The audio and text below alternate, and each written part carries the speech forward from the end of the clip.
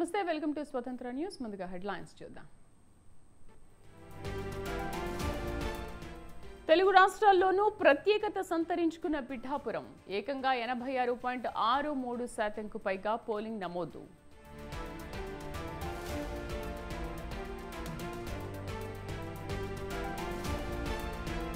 గుంటూరులో 2 వర్గాల మధ్య ఘర్షణ, 30 మంది యువకుల బాహాబాహి.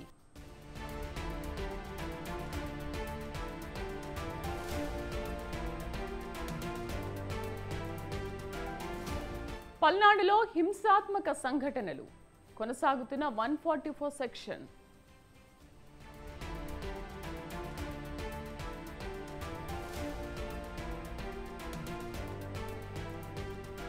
ఆళ్లగడ్డలో భగ్గుమన్న పాత కక్షలు, భూమా అఖిలప్రియ బాడీగార్డ్పై హత్యాయత్నం.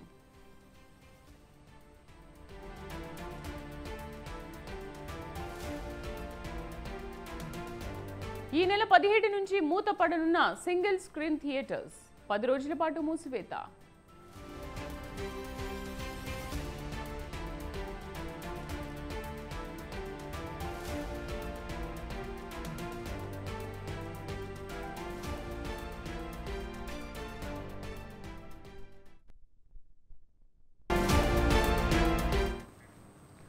తెలంగాణలో సినిమా థియేటర్లను మూసేస్తున్నారు. ఈ నెల 17వ తేదీ నుంచి హైదరాబాద్ సిటీతో పాటు తెలంగాణ వ్యాప్తంగా ఉన్న సింగిల్ స్క్రీన్ సినిమా హాళ్లను మూసివేయనున్నట్లు ప్రకటించారు యజమానులు.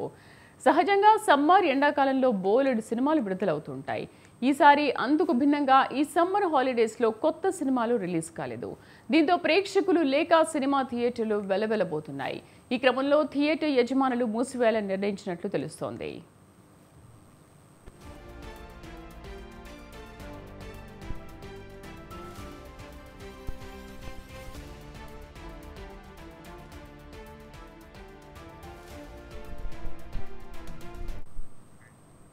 ప్రస్తుతం తెలుగు రాష్ట్రాల్లో ఎన్నికల హడావిడి కొనసాగుతోంది. ఏపీ, తెలంగాణ రాష్ట్రాల్లో ఎన్నికల కారణంగా కొత్త సినిమాల విడుదలకు వాయిదా వేసుకున్నారు నిర్మాతలు. అంతేకాకుండా ఈసారి సమ్మర్ టార్గెట్గా చిన్న చితక పెద్ద సినిమాలు ఏవీ విడుదల కాలేదు. దీంతో సింగిల్ థియేటర్స్లో సినిమాలు పడడం లేదు. కొన్ని సినిమాలను రిలీజ్ చేసుకుంటూ చిన్న సినిమాలను ఆడిస్తున్నారు థియేటర్ల యజమానులు.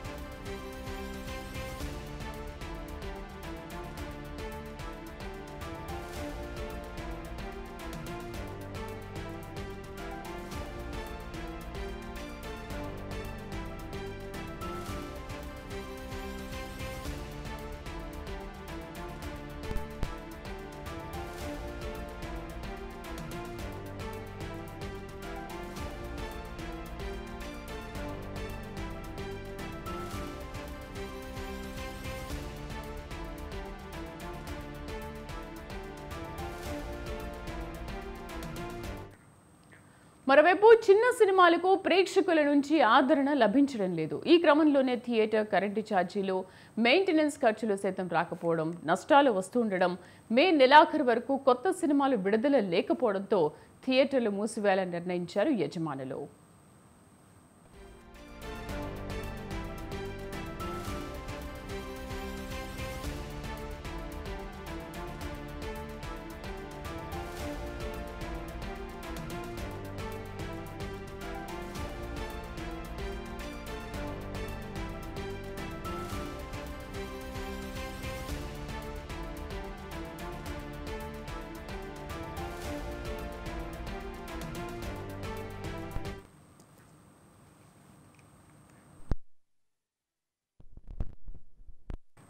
తెలంగాణలో సినిమా థియేటర్స్ ను మూసేస్తున్నారు. ఈ నెల 17వ తేదీ నుంచి హైదరాబాద్ సిటీతో పాటు తెలంగాణ వ్యాప్తంగా ఉన్న సింగిల్ స్క్రీన్ సినిమా హాళ్లను మూసివేయనున్నట్లు ప్రకటించారు యజమానులు. సహజంగా సమ్మర్, ఎండాకాలంలో బోలెడు సినిమాలు విడుదలవుతుంటాయి. ఈసారి అందుకు భిన్నంగా ఈ సమ్మర్ హాలిడేస్లో కొత్త సినిమాలు రిలీజ్ కాలేదు. దీంతో ప్రేక్షకులు లేక సినిమా థియేటర్లు వెలవెలబోతున్నాయి. కరెస్పాండెంట్ గంగాధర్ పూర్తి సమాచారం అందిస్తారు. గంగాధర్, సింగిల్ స్క్రీన్ థియేటర్స్ మూసివేయడానికి ప్రధాన కారణం ఎండ ఎఫెక్ట్ అండ్ ఎన్నికల హడావిడి, లేకపోతే చిన్న సినిమాలు సరిగ్గా ఆడడం లేదు, లేకపోతే ఈ మధ్యకాలంలో సినిమాలు ఏవి రిలీజ్ కావడం లేదు, ఇవేనా ప్రధాన కారణాలు, ఇంకేదైనా ఉండొచ్చా? శ్రీదేవి మీరు అన్నట్టు ప్రధాన కారణాలు అయితే అవే ఉన్నాయి. చిన్న సినిమాలు కూడా చాలా వరకు ఇప్పుడు ప్రేక్షకులను రాబట్టడంలో విఫలమవుతున్నాయి. అంటే స్టోరీ సరిగా లేకపోవడం, ప్రేక్షకులను మెచ్చే విధంగా లేకపోవడం వల్ల కూడా చాలా మంది ప్రేక్షకులు థియేటర్లకు రావడానికి ఇష్టపడలేదు. అలాగే ఓటీటీలు వచ్చిన తర్వాత కూడా ఇంకా థియేటర్స్కి వెళ్ళి ఏం చూస్తామన్నట్టు కూడా ప్రేక్షకులు చాలా మంది భావిస్తున్నారు. ఇంకా కొంతమంది అయితే ఐబొమ్మ లాంటి వాటిలో కూడా సినిమాలు చూస్తున్నారు. థియేటర్కి వెళ్తే ఒక కుటుంబం కలిసి థియేటర్కి వెళ్తే ఒక దాదాపు 1000 రూపాయల పైనే ఉంటుంది. అంత డబ్బులు పెట్టి ఈ ఎండలో వెళ్ళడం అవసరమా అన్నట్టు కూడా ఇప్పుడు చాలా మంది ఆలోచిస్తున్నారు. థియేటర్స్ మూతపడడం ఇదేమి ఫస్ట్ టైం కాదు. కరోనా టైం నుంచి థియేటర్లకి గడ్డు కాలం అనేది వచ్చింది. ఇప్పటికే ఏపీలో కూడా చాలా వరకు థియేటర్లు మూతపడ్డాయి. 2700 థియేటర్లు ఉన్న దగ్గర ఇప్పుడు 1600 థియేటర్లు కూడా ఓపెన్ అనేవి లేకుండా పోయింది ఏపీలో. అదేవిధంగా ఈ ఈ నెలలో చూస్తుంటే చిన్న సినిమాలు ఏవి కూడా సరిగా మంచి రెస్పాన్స్ రాబట్టుకోలేదు. ఇక పెద్ద హీరోల సినిమాలు కూడా మామూలుగా అయితే సమ్మర్ లో పెద్ద హీరోల సినిమాలు అనేవి ఉంటాయి. సంక్రాంతికి సమ్మర్ కి పెద్ద హీరోల సినిమాలు వస్తుంటాయి. అయితే ఈసారి పెద్ద హీరోల సినిమాలు కూడా వాయిదా పడడంతో సమ్మర్ లో చాలా వరకు సినీ పరిశ్రమకు గడ్డుకాలం అని చెప్పాలి. థియేటర్లలో ఎక్కడా కూడా మంచి సినిమాలు లేవు. ఇప్పుడు మే ఎండింగ్ అయితే గ్యాంగ్స్ ఆఫ్ గోదావరి అని ఒక సినిమా వస్తుంది. ఆ సినిమాకి అయినా థియేటర్లకి జనాలు వస్తారని చాలా మంది అనుకుంటున్నారు. అప్పటి వరకు థియేటర్లు మూత వేయడం మంచిదని చాలా వరకు యాజమాన్యాలు ఒక నిర్ణయానికి వచ్చాయి. ఇప్పుడు సింగిల్ స్క్రీన్ లో ఏంటంటే ఒక షో వేయడానికి 25,000 వరకు 20 నుంచి 25,000 వరకు ఖర్చు అవుతుంది. అయితే వాళ్ళకు వచ్చే ఆదాయం మాత్రం 5,000 6,000 వరకే ఉంటుంది. దానివల్ల నష్టాలు ఎందుకని చెప్పి చాలా మంది థియేటర్ యాజమాన్యాలు ముఖ్యంగా సింగిల్ స్క్రీన్ థియేటర్ యాజమాన్యాలు భావించి ఇప్పటికి మే 31 వరకు అయితే వాయిదా వేస్తున్నట్లయితే ప్రకటించాయి. ఒక పక్క ఎన్నికలు, మరో పక్క ఐపీఎల్ కూడా ఉండడంతో ఈసారి సినిమాలకు భారీ నష్టం వచ్చిందని చెప్పాలి. చిన్న చితక సినిమాలు థియేటర్లో కొన్ని రిలీజ్ అయ్యాయి, కానీ అవి ఆ సినిమాలను ప్రేక్షకులు పెద్దగా పట్టించుకోలేదు. ముఖ్యంగా సింగిల్ స్క్రీన్ థియేటర్స్ లో సినిమాలు వేస్తే ఎవరు ఒక 10 మంది కూడా రావట్లేదు. వచ్చిన కలెక్షన్స్ కరెంటు రెంట్ కూడా సరిపోవట్లేదు. సమ్మర్ మొదలైనప్పటి నుంచి సింగిల్ స్క్రీన్ థియేటర్లకు భారీ నష్టాలు వస్తున్నాయని మనకు సమాచారం. అలాగే ఇప్పుడు తెలంగాణలో సింగిల్ స్క్రీన్ థియేటర్స్ అన్ని ఒక నిర్ణయానికి వచ్చి సమ్మర్ అయిపోయే వరకు ఒక 10 రోజులు క్లోజ్ చేస్తున్నట్టు ప్రకటించారు. థియేటర్స్ కి జనాలు ఎవరు రావట్లేదని కారణంతో థియేటర్లు క్లోజ్ చేస్తున్నట్లు వాళ్ళు చెప్పారు. దీంతో చిన్న సినిమాలకు దొరికిన ఛాన్స్ కూడా పోయిందని చెప్పాలి. అయితే పెద్ద సినిమాల పక్కన చిన్న సినిమాలు వచ్చినప్పుడు కూడా చిన్న సినిమాలు ఆడట్లేదు. ఇప్పుడు సినిమాలు లేని కారణంగా చిన్న సినిమాలు వేద్దాం అనుకున్నా కూడా ఇప్పుడు థియేటర్లు మూతపడడంతో ఆ చిన్న సినిమాలకు ఉన్న స్కోప్ కూడా ఇప్పుడు పోయిందని చెప్పాలి. ఈ వారం గెటప్ నటించిన రాజు యాదవ్ సినిమా రిలీజ్ కావాల్సింది. అయితే ఇప్పుడు ఆ సినిమా రిలీజ్ అవుతుందా లేదన్నా కూడా ఒక మీమాంస నెలకొంది. గంగాధర్, కరోనా ఎఫెక్ట్ టైంలో సినిమా థియేటర్స్ మూసారు అంటే మళ్ళీ ఇప్పుడే ఒక 10 రోజుల పాటు సినిమా థియేటర్స్ మూస్తున్నారు. బట్ ఇంతకుముందు అసలు చరిత్రలో ఎప్పుడైనా సినిమా థియేటర్స్ బంద్ అయిన దాఖలాలు ఎప్పుడైనా ఉండేనా? ఉన్నాయి. ఎందుకంటే ఇప్పుడు మంచి సినిమాలు లేనప్పుడు ప్రతిరోజు థియేటర్ అనేది ఓపెన్ చేసి ఉంచడం వల్ల వాళ్ళకు కూడా మెయింటెనెన్స్ అనేది వాళ్ళ మీద పడుతుంది. ఆ భారాన్ని తగ్గించుకోవడానికి సినిమాలు లేనప్పుడు థియేటర్స్ మూతపడిన దాఖలాలు అయితే ఉన్నాయి. రైట్. మరి ఇప్పుడు చిన్న సినిమా థియేటర్స్ బంద్ చేశారు, ఓకే. మరి మల్టీప్లెక్స్ లాంటి సినిమాలు? మల్టీప్లెక్స్ లో ఏంటంటే ఒక స్క్రీన్ కాకపోతే ఇంకో స్క్రీన్, అంటే ఒక సినిమా కాకపోతే ఇంకో సినిమా ఉంటుంది. ఇప్పుడు ఎలాగో సమ్మర్ హాలిడేస్ ఉన్నాయి కాబట్టి కొంతమంది వెళ్ళాలనుకునే వాళ్ళు పిల్లలతో కలిసి వెళ్ళాలనుకుని వాళ్ళకి ఒక సినిమా నచ్చకపోతే ఇంకో సినిమా ఆప్షన్ ఉంటుంది. సింగిల్ స్క్రీన్ లో అయితే అలా ఉండదు. ఏ సినిమాకి అయితే వెళ్తే అదే సినిమా ఉంటుంది. ఆ సినిమా నచ్చకపోయినా అదే చూడాల్సి ఉంటుంది. మల్టీప్లెక్స్ లో అయితే అక్కడ ఇప్పుడు ఏంటంటే ఆడుకోవడానికి చాలా వరకు పిల్లలకి గేమ్స్ అలాంటివి కూడా పెట్టారు. దానివల్ల అటు గేమ్స్ కి వెళ్ళినట్టు ఉంటుంది, సినిమాలకు వెళ్ళినట్టు ఉంటుంది అనే ఉద్దేశంతో మల్టీప్లెక్స్ లకు అయితే కొంతవరకు వెళ్లే అవకాశం అయితే ఉంది. అందువల్ల మల్టీప్లెక్స్ లో మాత్రం ఓపెన్ చేసి పెట్టారు. సో గంగాధర్, దీన్ని బట్టి చూస్తుంటే రాను అసలు సింగిల్ స్క్రీన్ థియేటర్స్ అనేవి కనుమరుగయ్యే అవకాశాలు ఏమైనా కనిపిస్తున్నాయా? ఖచ్చితంగా అది కొద్ది రోజులు గడిచే కొద్దీ సింగిల్ స్క్రీన్ థియేటర్స్ అనేవి చాలా వరకు అవి ఇబ్బందులు అనేవి ఎదుర్కొంటున్నాయి. వాటికి మరి ఈ నిర్మాతలు కానీ వీళ్ళు ఎలాంటి నిర్ణయాలు తీసుకుంటారో వాళ్ళు ఒక నిర్ణయం తీసుకొని థియేటర్స్ ను బతికించాలనే ఉద్దేశంతో మంచి సినిమాలను అక్కడ ఇచ్చి బాగా ప్రోత్సహిస్తే థియేటర్ అనేవి కొద్దికాలం వరకు ఉంటాయి. ఎవరు పట్టించుకునే కారణంగా అవి సింగిల్ స్క్రీన్స్ అనేవి కొద్ది రోజులు అయితే కనిపించకుండా పోయే ప్రమాదం కూడా ఉంది. గంగాధర్, ఓకే అండి, ఇప్పుడు మెయింటెనెన్స్ కట్టడం కానీ కరెంటు బిల్లులు ఇవన్నీ కట్టడం చాలా కష్టంగా ఉంటుంది అన్న తరుణంలో ఒక 10 రోజులు థియేటర్స్ మూసేస్తున్నారు, ఓకే. బట్ 10 రోజుల తర్వాత అయినా ఏంటి, ఒకవేళ తీసే ఆలోచన ఉంటుందా? లేకపోతే నిర్మాతల మండలిని యజమానులు వీళ్ళందరూ ఏమైనా కలిసారా? దీనిపైన ఏదైనా డెసిషన్ తీసుకుంటున్నారా? నిర్మాతల మండలితో ఇంతకు ముందు చాలా సార్లు మీటింగ్స్ కూడా జరిగాయి. క్యూబ్కి సంబంధించి అవన్నీ ఎవరు భరించాలి, నిర్మాత భరించాలా, డిస్ట్రిబ్యూటర్ భరించాలా, ఎవరు భరించాలి దాని మీద చాలా వరకు చర్చలు జరిగాయి. కానీ అవి చర్చల్లోనే ఉండిపోయాయి. ఆ దిశగా అయితే నిర్ణయాలు అయితే అమలు అవ్వలేదు. దీనివల్ల థియేటర్ యాజమాన్యాలు పూర్తిగా నష్టపోతున్నాయి. సింగిల్ స్క్రీన్ థియేటర్ యాజమాన్యాలు ఇప్పుడు 10 రోజులు మూసివేసి తర్వాత ఓపెన్ చేసినా కూడా తర్వాత పరిస్థితి ఏంటో దాని మీద కూడా చాలా వరకు సందిగ్ధత అయితే ఉంది. అసలు సింగిల్ స్క్రీన్ థియేటర్స్ ని ఏం చేస్తారనే దాని మీద కూడా ఒక పెద్ద ఇదైతే అనుమానం అయితే ఉంది. రైట్ గంగాధర్, సో అది సింగిల్ స్క్రీన్ థియేటర్లు మూసేస్తున్నారు సరే, మరి మల్టీప్లెక్స్ సంగతి ఏంటి అంటారా? ఈ థియేటర్లలో తెలుగుతో పాటు హిందీ, ఇంగ్లీష్, హాలీవుడ్, ఇతర భాషా చిత్రాలు వేస్తుంటారు. దీంతో వాళ్లకు గిట్టుబాటు అవుతూ ఉంటుంది కాబట్టి దీనికి తోడు మరీ నష్టాలు వస్తున్నాయి అనుకుంటే కొన్ని స్క్రీన్స్ క్లోజ్ చేస్తారు. దీంతో వాళ్ళకి ఇబ్బంది ఉండదు సింగిల్ స్క్రీన్ థియేటర్లకు. అలా కాదు కదా, అందుకే వాటిని మూసేస్తున్నారు అన్నట్టుగా ప్రకటించారు. సో 10 రోజుల తర్వాత సింగిల్ స్క్రీన్ థియేటర్స్ మరి ఏ విధంగా తెరుచుకుంటాయి, సో అప్పుడైనా వీళ్ళు ఏమైనా లాభాల బాట పడతారేమో చూడాలి. Right Gangadhar, thank you.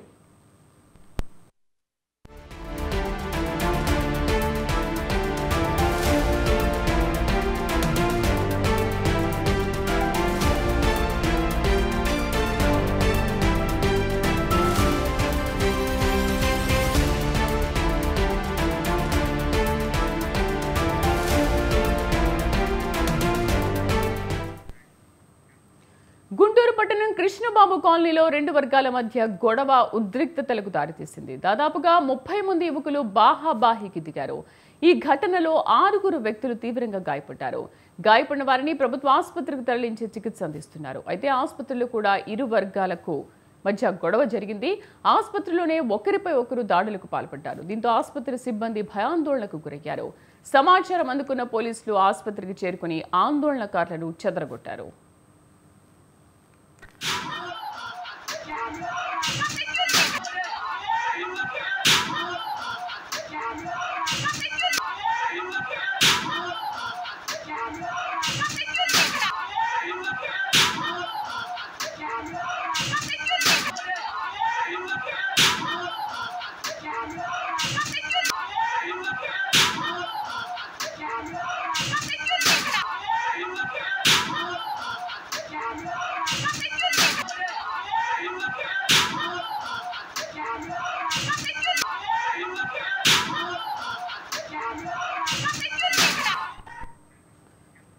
Right, మనం చూస్తున్నాం గుంటూరు పట్టణం కృష్ణబాబు కాలనీలో 2 వర్గాల మధ్య గొడవ తీవ్ర ఉద్రిక్తతలకు దారితీసింది. దాదాపు 30 మంది యువకులు బాహాబాహికి దిగారు.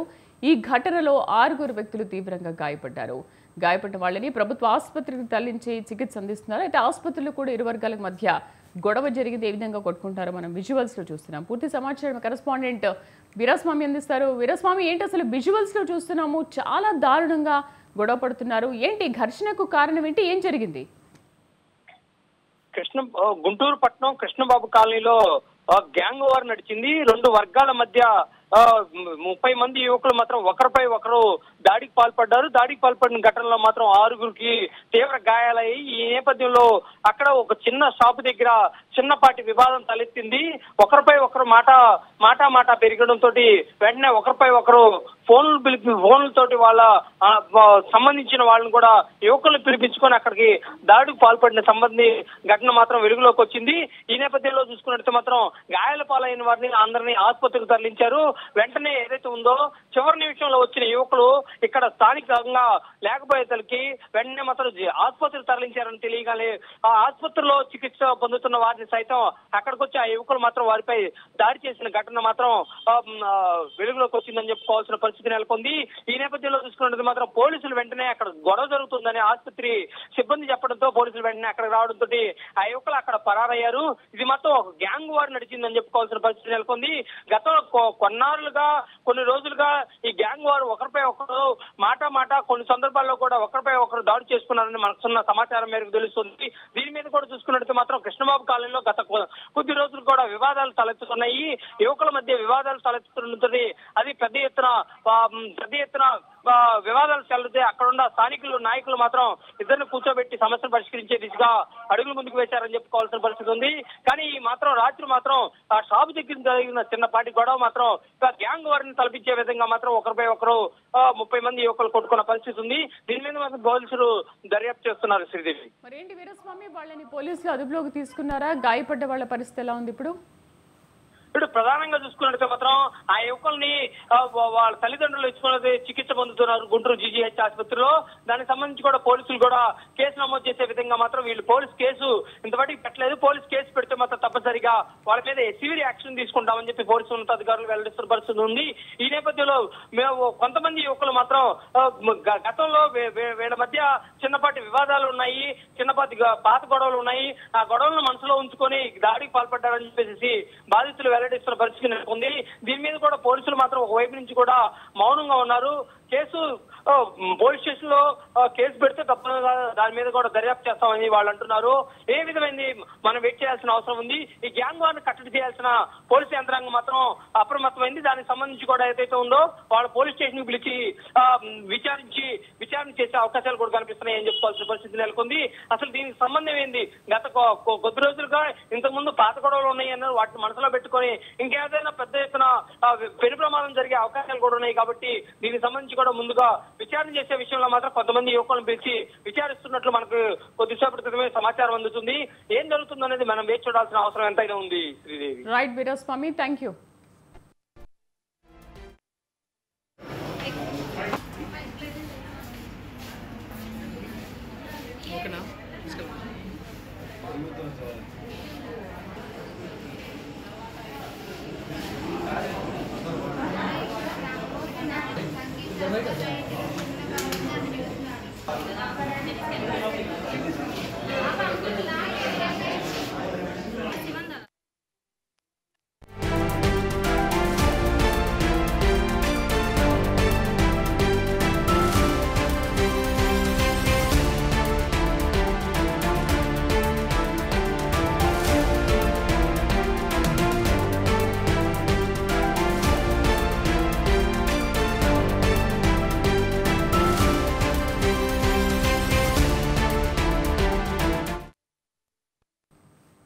రాష్ట్ర వ్యాప్తంగా పోలింగ్ ముగిసిన ఆళ్లగడ్డలో ఫ్యాక్షన్ తగాదాలు మాత్రం ఆగడం లేదు. దీంతో అక్కడ తీవ్ర ఉద్రిక్త పరిస్థితులు నెలకొన్నాయి. తాజాగా మాజీ మంత్రి టీడీపీ నేత భూమా అఖిలప్రియ బాడీగార్డ్ నిఖిల్ పై గుర్తు తెలియని వ్యక్తులు విచక్షణారహితంగా దాడికి పాల్పడ్డారు. మంగళవారం రాత్రి అఖిలప్రియ ఇంటి ముందు పహారా కాస్తుండగా కొందరు దుండగులు కారులో అతి వేగంగా వచ్చి ఢీకొట్టారు. అనంతరం కారులోంచి దిగి నిఖిల్ తలపై ఇనుప రాడ్డుతో ఇష్టానుసారంగా చితకబాదారు. ఈ ప్రమాదంలో తీవ్రంగా గాయపడిన నిఖిల్ ను హుటాహుటిన నంద్యాల ఆసుపత్రికి తీసుకెళ్లి చికిత్స అందిస్తున్నారు.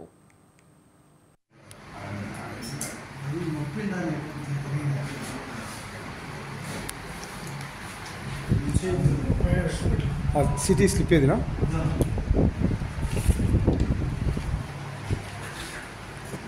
చిన్న సార్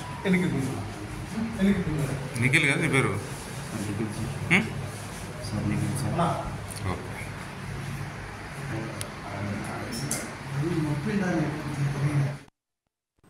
ఎన్నికల ముందు టీడీపీ జాతీయ ప్రధాన కార్యదర్శి నారా లోకేష్ చేపట్టిన యువగళం పాదయాత్రలో భాగంగా ఆళ్లగడ్డకొచ్చారు. ఆ సమయంలో భూమా అఖిలప్రియ వర్గీయులు తమ ప్రత్యర్థి అయిన ఏవి సుబ్బారెడ్డి వర్గీయులపై దాడి చేశారు. ఒకానొక దశలో నిఖిల్ కూడా సుబ్బారెడ్డిపై చేయి చేసుకున్నట్లుగా తెలుస్తోంది. అయితే ఆయన వర్గీయులే నిఖిల్ను అత్యంత కిరాతకంగా దాడి చేసి హతమార్చేందుకు కుట్ర చేసి ఉంటారని భూమా అఖిలప్రియ వర్గీయులు ఆరోపిస్తున్నారు.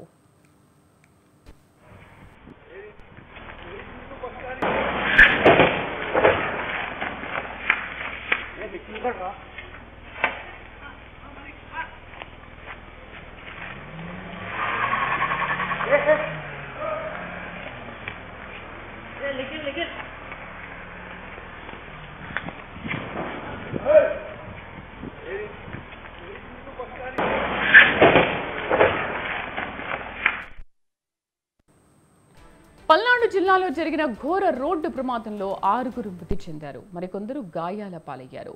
బాపట్ల జిల్లాలోని చిన్న గంజాం నుంచి హైదరాబాద్ వెళ్తున్న బస్సు పల్నాడు జిల్లాలోని చిలకలూరుపేట మండలంలో అదుపు తప్పి లారీని బలంగా ఢీకొట్టింది. దీంతో వాహనాలు రెండు నుజ్జయ్యాయి. ఆ వెంటనే మంటలు అంటుకోవడంతో 6 మంటలకు ఆహుతయ్యారు. ప్రమాద సమయంలో బస్సులో 42 మంది ఉన్నారు. మృతుల్లో లారీ డ్రైవర్, మరో 4 అక్కడికక్కడే మృతి చెందారు. మొత్తంగా 6 మృతి చెందినట్టుగా పోలీసులు తెలిపారు. మృతులు అంజీ, ఉప్పుగుండూరు కాశీ, ఉప్పుగుండూరు లక్ష్మి, ముప్పరాజు ఖ్యాతి సాయిశ్రీగా గుర్తించారు. వీరందరూ బాపట్ల జిల్లాకు చెందినవారే. మృతుల్లో 3 ఒకే కుటుంబానికి చెందిన వారే కావడం గమనార్హం. మరో 2 గుర్తించాల్సి ఉందని పోలీసులు తెలిపారు. గాయపడిన వారికి చిలకలూరిపేట ప్రభుత్వ ఆసుపత్రిలో ప్రథమ చికిత్స అనంతరం మరింత మెరుగైన చికిత్స కోసం గుంటూరుకు తరలించారు. కేసు నమోదు చేసుకున్న పోలీసులు దర్యాప్తు చేపట్టారు.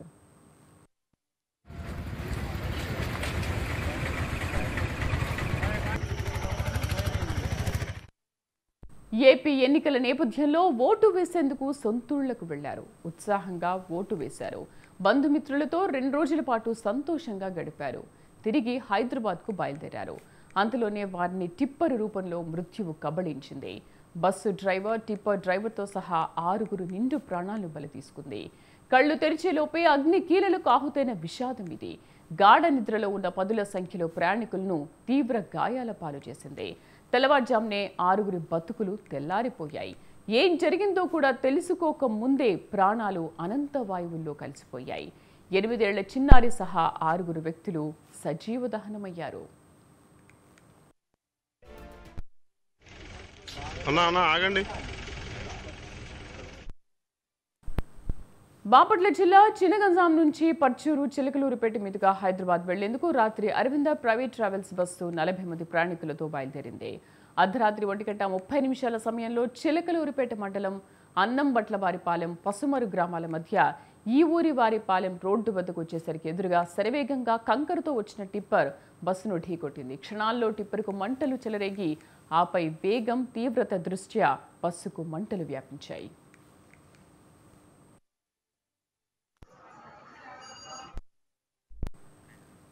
ప్రమాద తీవ్రతకు క్షణాల్లో ట్రావెల్స్ బస్సు డ్రైవర్ సహా మరో 6 ఆహుతయ్యారు. మరో 20 మంది వరకు తీవ్రంగా గాయాల పాలయ్యారు. క్షతగాత్రుల ఆర్తనాదాలు, బంధువుల శోకాలతో ఆ ప్రాంతంలో విషాదం మిన్నంటింది. ప్రమాదంలో 3 ఒకే కుటుంబానికి చెందినవారు కావడం గమనార్హం. ప్రమాదంలో గాయపడిన 20 మందిని చిలకలూరిపేట ప్రభుత్వ ఆసుపత్రికి తరలించారు. బస్సు ప్రమాద బాధితులకు జీజీహెచ్లో చికిత్సను అందిస్తున్నారు. ప్రమాదంలో గాయపడిన 4 గుంటూరు జీజీహెచ్లో చికిత్స అందిస్తున్నారు. 12:50 ఒక యాక్సిడెంట్ జరిగింది. దీంట్లో ఒక లారీ ప్యాసింజర్స్ ఎక్కించుకుని తీసుకెళ్తున్న ప్రైవేట్ ట్రావెల్స్ బస్సు ఆపోజిట్ డైరెక్షన్లో గుద్దుకోవడం జరిగింది. దీంట్లో సడన్గా మంటలు చెలరేగి బస్సు మరియు టిప్పర్ ఇవి కాలిపోవడం జరిగింది. ఇంతవరకు 5 వ్యక్తులు, బస్సులో 5 వ్యక్తులు, టిప్పర్ డ్రైవరు 6 వ్యక్తులు మొత్తంగా చనిపోయారు. బస్సులో ఉన్న ఒకే ఫ్యామిలీకి చెందిన భార్య, భర్త మరియు మనవరాలు, వీళ్ళు 3 ఐడెంటిఫై అయ్యారు. ఇంకా బస్సు డ్రైవరు మరియు ఇంకొక ప్యాసింజరు ఎవరు అన్నది మనకి ఐడెంటిటీ ఇంకా తెలియవలసి ఉంది. గత రాత్రి 12:50 ఒక యాక్సిడెంట్ జరిగింది. దీంట్లో ఒక లారీ ప్యాసింజర్స్ ఎక్కించుకుని తీసుకెళ్తున్న ఎండలు, ఉక్కపోతలతో అల్లాడుతున్న ప్రజలకు ఊరట లభించనుంది. భారత వాతావరణ కేంద్రం చల్లని కబురు చెప్పింది. నైరుతి రుతుపవనాలు మే 19 నాటికి దక్షిణ అండమాన్, ఆగ్నేయ బంగాళాఖాతంలోని పలు ప్రాంతాలను తాకనున్నాయి.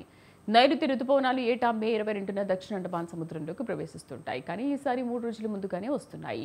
ఇవాళ రేపు తెలంగాణలోని పలు ప్రాంతాల్లో ఉరుములు, మెరుపులు, ఈదురు గాలులతో కూడిన వర్షాలు కురిసే అవకాశం ఉందని హైదరాబాద్ ప్రాంతీయ వాతావరణ కేంద్రం తెలిపింది. ఆదిలాబాద్, ఆసిఫాబాద్, మంచిర్యాల, నిర్మల్, నిజామాబాద్, భూపాలపల్లి, ములుగు, భద్రాద్రి, కొత్తగూడెం, ఖమ్మం, రంగారెడ్డి, హైదరాబాద్, మేడ్చల్, మల్కాజ్గిరి, వికారాబాద్, సంగారెడ్డి జిల్లాలో వర్షాలు కురిసే అవకాశం ఉందని వెల్లడించింది.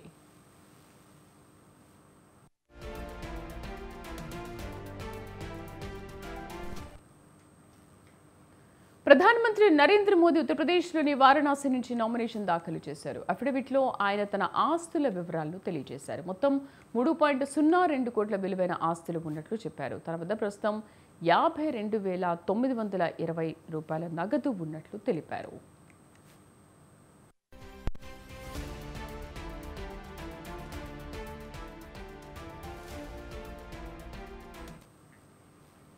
మోదీ తన ఆస్తుల్లో ఫిక్స్డ్ డిపాజిట్లు 2.85 కోట్లు ఉన్నాయని తెలిపారు. 2.67 లక్షల విలువైన బంగారం, నేషనల్ సేవింగ్స్ సర్టిఫికెట్లలో 9.12 లక్షల రూపాయల పెట్టుబడి ఉన్నట్లు చెప్పారు. 2014లో మోదీ దాఖలు చేసిన అఫిడవిట్ ప్రకారం ఆయన ఆస్తుల విలువ అప్పట్లో 1.66 కోట్లుగా ఉంది. 2019లో మోదీ ఆస్తుల విలువ 2.51 కోట్లుగా ఉన్నట్లు అఫిడవిట్లో తెలిపారు.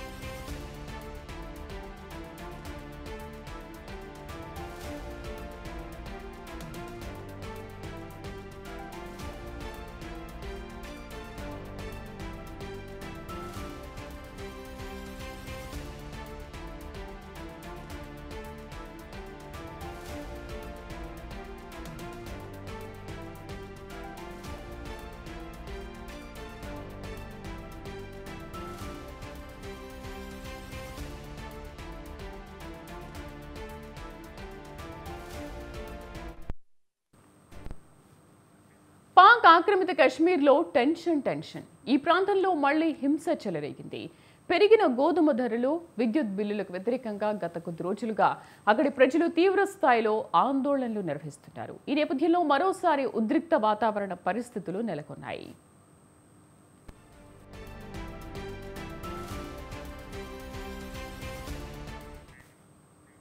శాంతి భద్రతలు రోజురోజుకి దిగజారుతూ ఉండడం, సైన్యానికి ప్రజలు ఎదురు తిరుగుతూ ఉండడంతో ఏ క్షణం ఏం జరుగుతుందోనన్న ఉత్కంఠ నెలకొంది. ఈ క్రమంలోనే సైన్యం జరిపిన కాల్పుల్లో మరో 3 ప్రజలు మృతి చెందారు. 6 తీవ్రంగా గాయపడ్డారు. పీఓకేలో శాంతి భద్రతలు నెలకొల్పేందుకు వచ్చిన సైన్యం తిరిగి వెళ్తున్న సమయంలో ఈ ఘటన చోటు చేసుకుంది. మొత్తం 11 వాహనాలతో సైనిక బృందం ముజఫరాబాద్ మీదుగా వెళ్తున్నప్పుడు ఆందోళనకారులు భారీ స్థాయిలో రాళ్లు రువ్వారు. దీంతో సైన్యం కాల్పులు జరిపింది, బాష్పవాయువు ప్రయోగించింది. ఈ ఘటనలో ఓ పోలీస్ అధికారి సైతం మృతి చెందారు. 70 మందికి పైగా భద్రతా సిబ్బంది గాయపడ్డారు. గత కొన్ని రోజులుగా పీఓకేలో ఆందోళనలు జరుగుతున్నాయి. ఈ నేపథ్యంలోనే ప్రభుత్వం 2,300 కోట్ల రూపాయల సబ్సిడీని ప్రకటించడంతో శాంతి నెలకొంటుందని అంతా ఆశించారు. కానీ పరిస్థితి అలా లేకపోవడంతో అంతా టెన్షన్ నెలకొంది.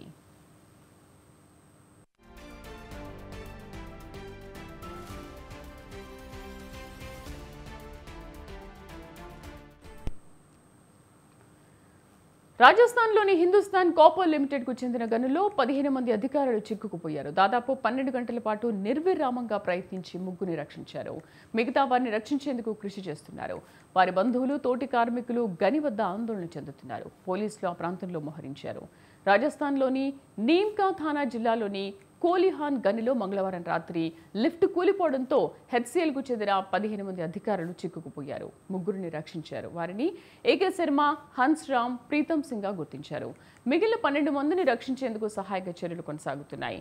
గని పరిస్థితిని సమీక్షించేందుకు కోల్కతా నుంచి విజిలెన్స్ బృందం గనిలోకి వెళ్లినప్పుడు ఈ ప్రమాదం జరిగింది. దాదాపు 700 మీటర్ల లోతులో ఈ 15 మంది చిక్కుకుపోయారు. ఎన్టీఆర్ఎఫ్ బృందాలు నిర్విరామంగా కృషి చేస్తున్నాయి.